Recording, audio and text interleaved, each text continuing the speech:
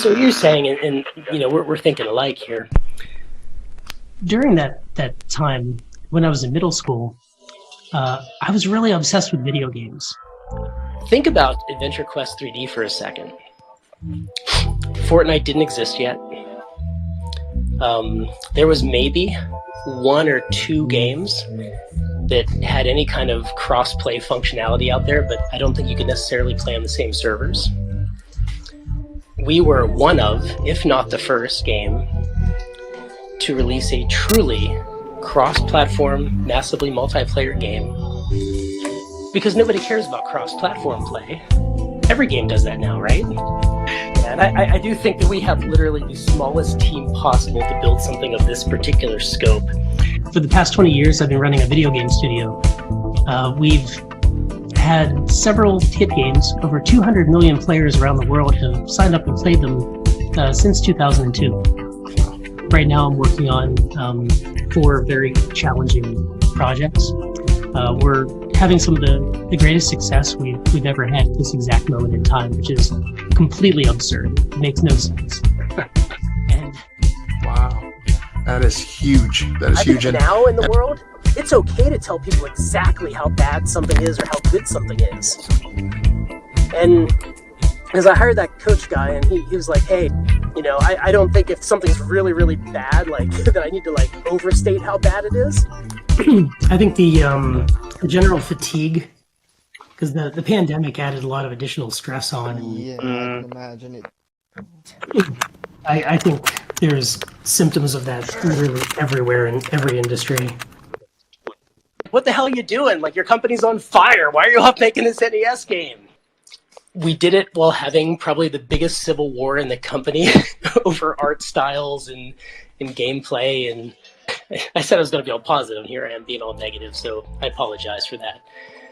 We went through these like 5-ish years of just downward doom, and I kind of felt like I hit rock bottom. Like I kind of lost my willpower and drive. I didn't know what to do. I didn't want to go to work. I was like playing hooky.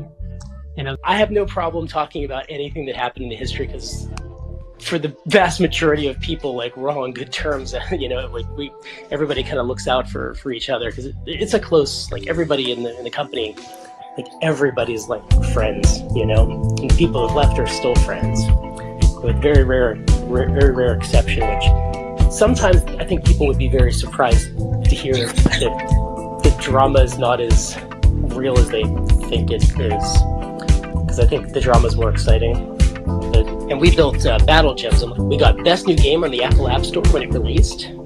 Like, huge win for the team. Then, like, half the people there quit. Like, it was such a stressful project. Working all day on Artix Entertainment games. I come home, I take care of the kids, I put them to bed. Then I get 9:30, as soon as they're bed, I go back to my computer and I power up, and Clarion meets me, and like, we're back on Dungeons & Doom Nights duty, and we're up till like 1, 2, 3 in the morning working on that stuff, and bam, go to sleep, wake up next morning, right back to the Artix Entertainment stuff. For about 2 years, that was my life. Like, I stopped having any fun. Like, it was just like a wall of work. The project, like, was really behind.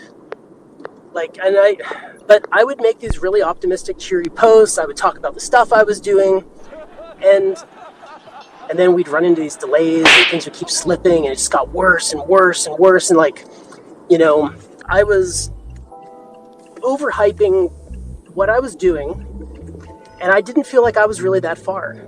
Be transparent. And then I did. I went, there was this one post, I don't remember what it was, and I just laid it all on the floor. And I committed, like, an insincere, like, smile and spin, because I could still be positive and just tell it exactly how it is.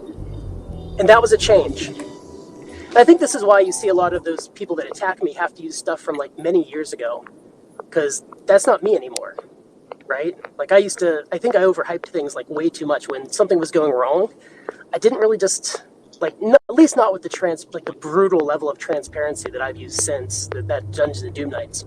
Because once you have a change like that, it impacts everything.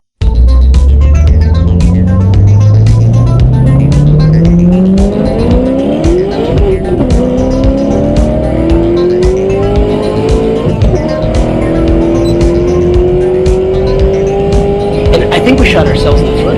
And tell me, I went for a trip to clear my head. I was gone for a week.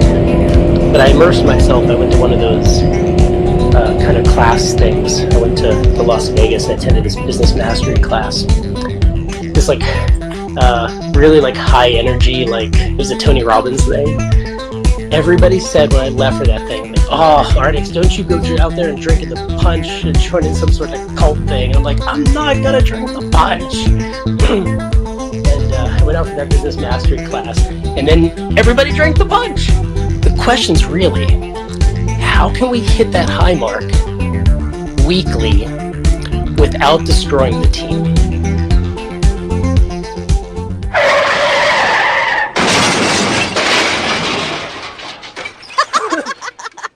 Our first guest is Sweetayne. She's a moderator on AQ3D and AQ Worlds.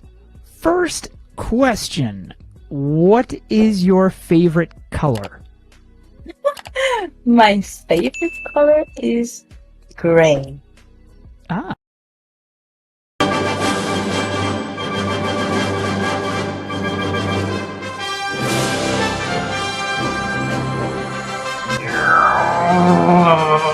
It's my new attack. Come and reach in. Yay, we did it, everybody! I'm a VTuber!